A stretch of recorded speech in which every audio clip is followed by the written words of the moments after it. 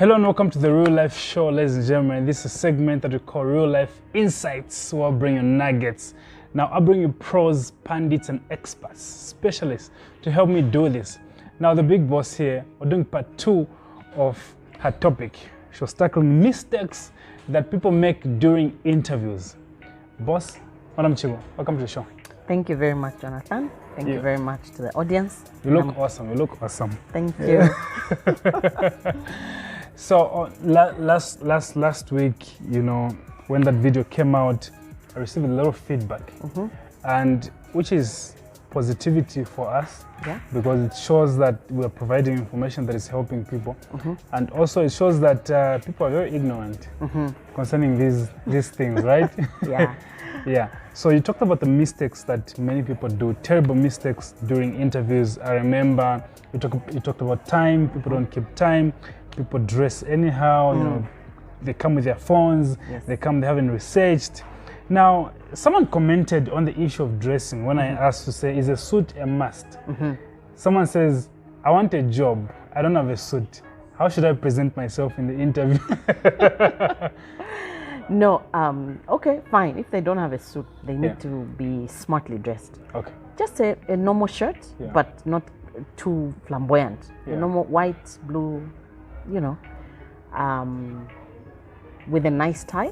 Yeah. At least make an effort. A tie makes you look smart. A white shirt. Yes, white shirt or blue shirt. Yeah. Yeah, but at least with a tie.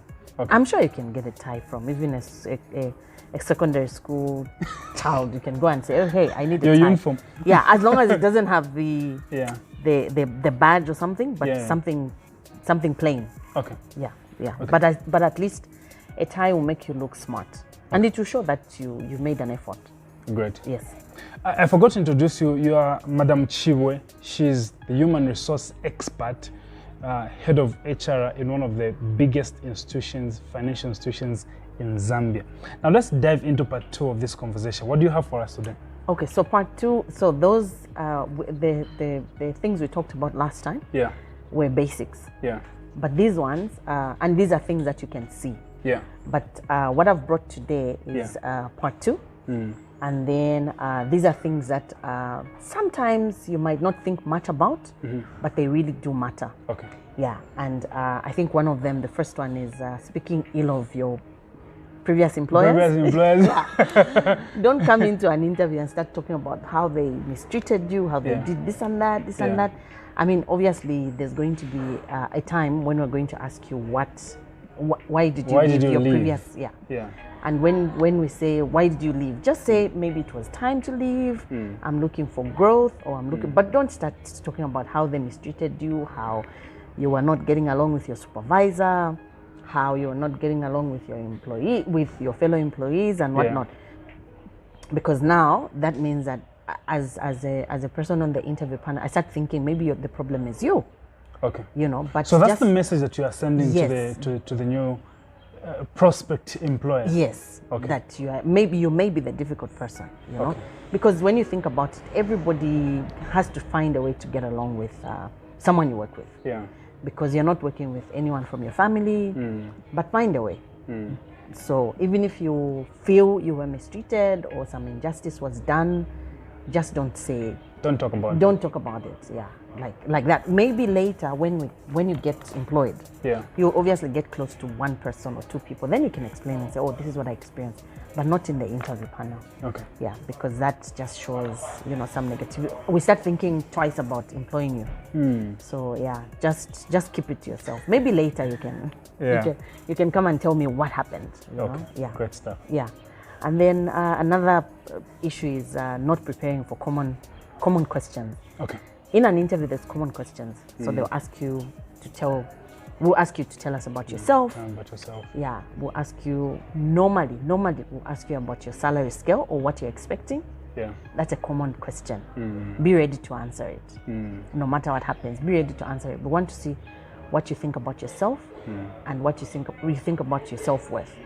The value that you've put on yourself. Yes, we want to hear it. Yeah. So even if that's not what it is on the table, but we want to see and we want to hear you say it. So now, have an answer for us. Just there. So when we're talking about value, if I undervalue myself, or maybe I overprice myself, but then there's this amount that you've put for that particular position, does that affect my chances of getting the job? Let's say the job is worth 5 pin, and I say I want 10 pin. Are you going to give me the job, or you're going to say no? What you've demanded for is more than what we have for you, what we've budgeted for you? No. Normally, when there's a job advertised, we as employers, they know how much that job pays. Okay. So we just want to see and hear from you. So what normally happens is, if you undervalue yourself, okay, we'll still come and say, oh, you mentioned 5,000, but the pay is 10,000. Okay. And you still give me the job. We'll still give you the job. Okay. But then if you overvalue yourself, we'll still come back to you and say, hey, the job that is on offer has 5,000 as the pay, but you are talking about 10,000. Is there a way we can negotiate? That's why you negotiate. But obviously not in the interview. That now comes after the job. After you've been picked. After you've been picked, you've been shortlisted to be the one to get the job. You go through other recruitment processes that we do, and then now we sit down and say, hey, this is what is there. If you feel yourself, you feel, I can't take this job with this kind of pay, then we agree, we disagree, we move on from there. But we don't discriminate you because of how many times do you actually change the budget from the initial budget if someone maybe overprices themselves? No, it depends. Sometimes we'll look at the qualifications, and you will come with the qualifications and say, hey, this is what I have, and this is what but every job that is advertised, we have a profile, and we've done the evaluation. That's why there's a process in HR which is called job evaluation. When you evaluate a job profile, we know how much it should pay. Okay. Yes. So even when we are coming to the interview table, we would have done all that before. And I'm sure you've also assessed what other companies pay for that same position. So because then we look into the market to see what market value this job has and all those things. So there's quite a number of things that happen behind the scenes. So when you are coming to do the interview now, would have been at a point where we're saying, okay, now we can bring in someone. So all those things would have been done earlier. Okay. Yeah. Understood. But no one will discriminate you because we think you've overvalued yourself or undervalued yourself. No. Great. Yeah. So then there's also another mistake people make, and this is focusing too much on yourself. Okay. I did this. Yeah. I brought in so much business to this organization. Yeah. I did. I don't think there's anybody who works in isolation. So when you say I, it looks too selfish. Say we, because my assumption is you were in a team, and a team usually consists of more than 2-3 people. Wow, so that's eye-opening. Yeah, so have those people in mind, because you can't. There's very few things you can actually do alone. Yes, so say we, me and my team, or my team and I. This is what we did. We were able to achieve this. Yes, we want to hear what you did. You know, you brought in business of so many dollars, but say, at least acknowledge that you were working with other people, and not just yourself, because it's not easy to do anything all by especially yourself. in a big organization. If you are there's usually teams. There's usually teams or departments, but don't say I did this, I did that, I did that, I did that. Please acknowledge the people you've worked with, people who have helped you. It's teamwork. Great and stuff. in an organization, it's usually teamwork. Great stuff. It's usually teamwork. Awesome. This is deliverance right now, ladies and gentlemen. Deliverance. And then at the end, normally after an interview, we'll say, so ask us questions. What do you want to know about the organization? Don't say I have nothing to ask. Don't say you have nothing. You don't work in that organization. So there's usually things you're thinking about or things you've heard about. You want to know. So ask and say, hey, I just want to know what your training needs are, or what developments you have for staff. I want to know if there's going to be growth from here. Just find something to ask about, but don't say nothing. It will also show that you are really interested in the organization and you really want to know. Okay. But don't say nothing. Maybe some people fear just to, say something. Maybe they may err, or they may ask something that is not very relevant, and then the panel will think, Yeah. But normally the questions come at the end, and I want to believe that by the end of the interview you would have calmed down. You would have relaxed. Yeah. So at least you would not go out thinking about. Because remember, when you go out, then you start thinking, I should have asked about that. So we're giving you an opportunity to ask. Yeah. Yeah. By then you'd have relaxed to a point where now you can actually, you're free to ask. But ask something, Okay. Even if, and it shouldn't be, even if you ask to say, when do I hear from you? Yeah. Yeah, at least ask something. I actually wanted to ask that. Yeah. At what point do you find out, and is it right to find out at the end? When are you calling me? Yeah, at the for end. the job, because I believe this is my job. Yes. In fact, joke like that and say, I'll be expecting a call from you. When do I hear from you? Because I really believe this is my job, you know. And then they'll laugh about it. Yeah. And then you leave, but at least ask something. Great stuff. Yeah. Now, if you have a my point last, there? yeah. Okay. So now, when we say ask something, we're also not asking you to ask personal questions. Okay. Yes, because they would have seen your CV, they would have read what you've put on your CV. What's an example of a personal question that you wouldn't? A personal question like something to say. An interviewer, you're asking an interviewer personally, like, who's going to be my boss? Ah. Yeah. Okay. You can't ask that, Yeah, you can't ask that. That's almost personal, because now you're thinking about yourself when you ask that. But ask general questions. Okay. When you say, when do I hear from you? It's not a personal question because it's related to what you are doing. Yeah. It's related to the interview. Yes. But when you say, who's going to be my boss? That is too personal. Okay. Then now I'm sitting on the panel and I'm thinking, so why is he asking that? Doesn't he like me? Oh, yeah. Or doesn't she like me? Yeah. Things like that. But just general questions. Great stuff. Yeah. Great stuff. Yeah, general questions. Yeah. Okay. So the question I wanted to ask is, you've done this interview, it's done, right? Yes. And the organization just goes quiet on you. They don't say anything. Is it right for you to go and knock on their door and just ask, guys, I did an interview 3 weeks ago. Any update? Yeah. Normally what's supposed to happen is, and that's why there's asking questions. You can also ask at the end to say, when do I hear from you? Yes. So that they'll tell you, okay, in 2 weeks' time, in 3 weeks' time. Give them the time frame that they've given you. If they say, we'll get back to you in 2 weeks' time, give it 2 weeks. But after 2 weeks, if they don't get back to you, call and say, oh, I did an interview 2 weeks ago, but I haven't heard from anybody. Yeah. Is there any feedback that I would like to know about? And then normally from HR, what we do is when you interview, we finish with the process, adding up marks and whatnot. We'll get back to you. We'll send you an email to say, oh, you've been shortlisted for the next interview, or unfortunately you haven't made it. But at least get back to someone. Okay. It's good practice. It's also quite it's something that you need to do, because you are making that person be anxious for nothing. Yeah. But get back to them and say, hey, you didn't make it, or you made it, or wait. If there's sometimes you might run into a situation where instead of finishing the process, something comes up. Maybe an emergency comes up for the organization. They are not focusing on that. They've started focusing on something else, or something else comes up where you think, oh, this job and that job, we can actually marry them. So now what do we do? So if something has come up, then it means that process will be delayed. But at least get back to that person. Call them and tell them, hey, we did the interview, but something has come up. We're trying to relook at the profile. So we'll get back to you instead of 2 weeks that we talked about, we'll get back to you in a month's time. Okay. But at least let that person know what's going on. Yes. You may not go into details, but at least say something.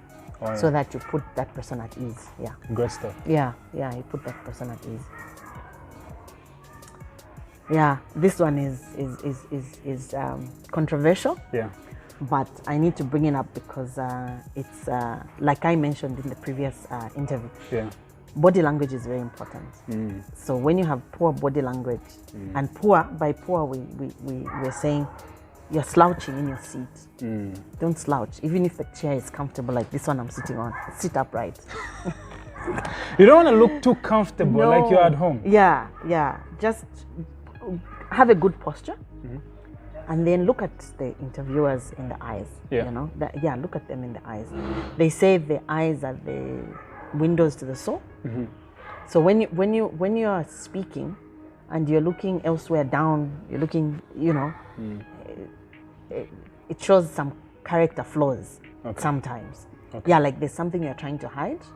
Yeah, look straight into people's eyes. And don't slouch. What about the gestures? No, gestures now. It's very, there are people who speak like that. I speak like that. And maybe let me give you this example. I attended an interview 2 years ago, and that job was really mine, but something came up, I couldn't take it. But I was called for the first interview, a chat first with the person, and I was headhunted. So it was a chat, and I got used to the lady because we found ourselves having quite a number of things in common, and we shared the same surname. So so we got to that point, and maybe I just became too familiar with her. So after that chat, she would call me every now and then. Oh, I'm trying to organize an interview, but this person is not there and this person is not there. You know how it is. And then we'd go into chatting. So maybe I became too familiar with her. I don't know.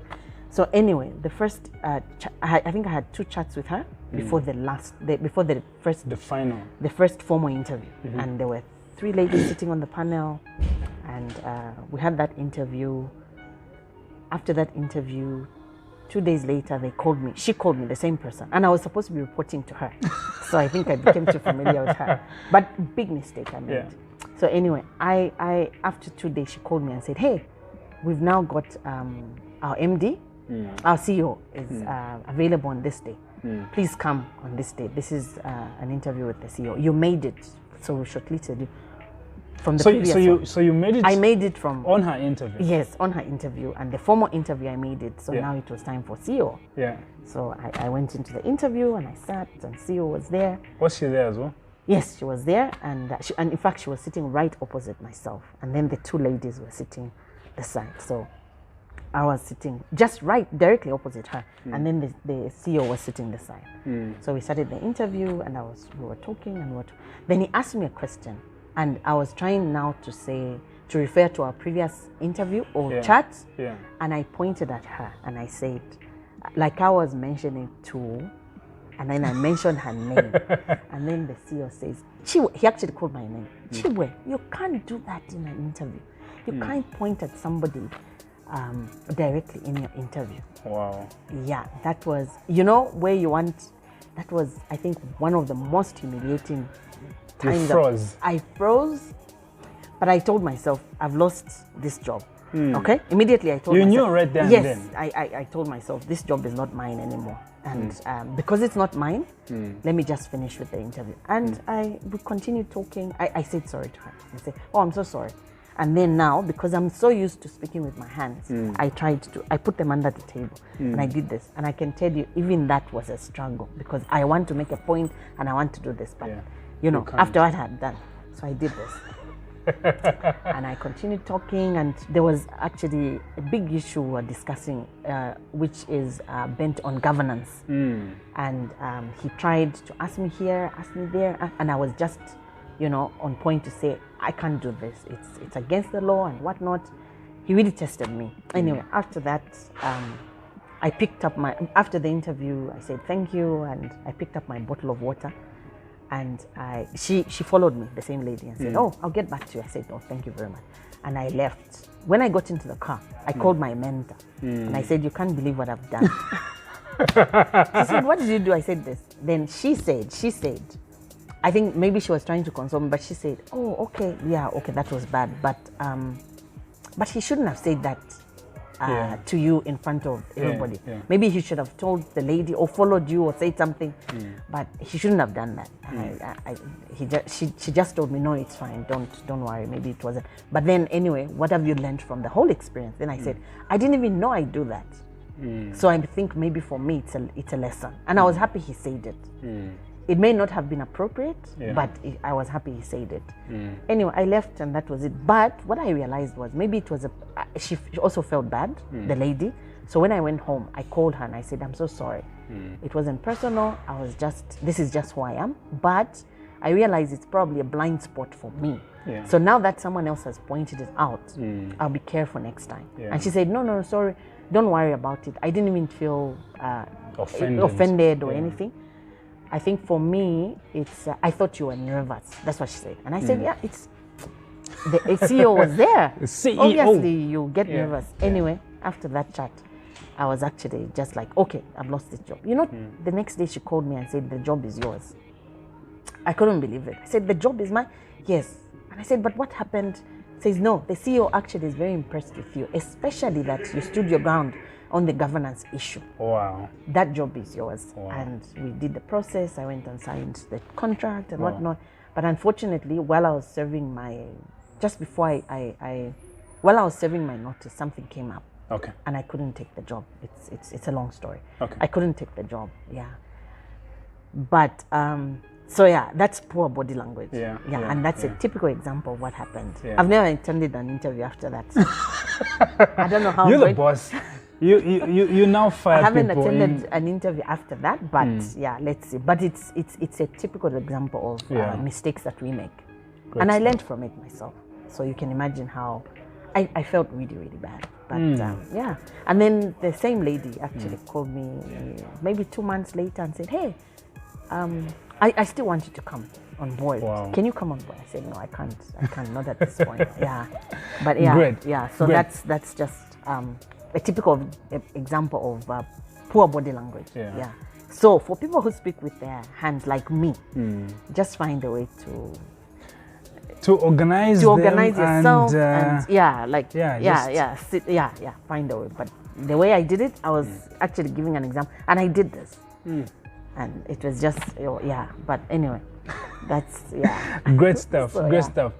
Now, away from this, when you have thousands and thousands of applications, what do you do to them? Do you throw them away? No, we actually keep them. We have databases where we keep applications. I know that even now there's still people who use paper. Yeah. So they still send them. So we keep them. In fact, we keep them. Typically, you keep an application for about 2 to 3 years. Oh, really? Yes. Okay. Because sometimes you might find you're looking for, instead of you advertising, you might find that you've actually got people who suit the role profile. So just call them. Just go back and call them. And then now with people sending them electronically, we also keep a database. Okay. So we've got, if it's marketing stuff, in this database, we've got IT people in this and that. So when you're looking or something comes up, you can just go back to your database and say, hey, I've got these CVs. Let me just look through and see if any one of them matches the do you have a special list for people who failed interviews, and maybe you've just kept them aside so that whenever another job arises, you call upon those people maybe to potentially pick from those? Yeah, we do. Or once you just fail, then you are dumped. Let's call for new applicants. No. Normally what we do is, because when you're in an interview, we have sheets of paper where we record. So we record your dressing, the things I talked about last time. Yeah. We record all those things. And then we total them up. So obviously you go for the first one. Then if the first one, something comes up or they leave, these days especially, that the social media now, people look for jobs everywhere. Yeah. So that person leaves, you go back to the second person who was there, and then you pick that person. Great. And with where things are now, when you total them up, sometimes you might find that the person who got the highest, there may be one thing or two things that they didn't, match up, so you get the other one. Okay. And then like what happened with myself, remember I was telling you that I got the job, I signed the contract, but something came up, I couldn't take it. So obviously pick the person who came out second. Yes. Yeah. Okay. Yeah. Instead of them advertising again. Yeah. And like I said, I was headhunted, so you can imagine how difficult it is, because I turned it down because of a good reason. So I don't think they went back to start headhunting when they had done interviews with 3 or 4 other people. Yeah. So I'm sure they just went to the second or the third one. Good stuff. Yeah. Are we done with our points for today? We are done with our points for today. Great. Any last words to our viewers out there who are busy preparing for interviews? Yeah. Last words is, like I had mentioned, all these things are very important. Yeah. So look at yourself. Like today, we've really talked about what's inside. Yeah. And then last time we were talking about something that was outside. Yeah. So everything is important. Yeah. Every single thing that we've talked about is very important. There's actually quite a lot. Yeah. It's just that obviously time. But look up. Sometimes just go to the internet and look up what needs to be done. But these are common mistakes, and let's try and avoid those. Boss, this is me abusing you. You're from work, and now you're here busy giving us nuggets and helping many people out there. I just want to say thank you, for making yourself available, coming through to just share this, relevant, powerful information. And like I promised you, you'll be seeing her from time to time, giving us these nuggets. She's a well of wisdom, and she's loaded, rich with experience. So many topics are coming up, and she'll be coming, from time to time just to update us and to keep us getting ready for all these jobs. So this is part 2 of the video that we did last time. So if you want to get other points that you haven't gotten in this one, please just scroll down there on the page or on the platform, whatever platform you're watching from, and then you'll be able to get part 1 of this particular topic. So I believe that someone's life has changed. They are ready to step into that interview room. From me and Madam Chibwe is goodbye. God bless you. See you in the next episode. Peace. Bye-bye.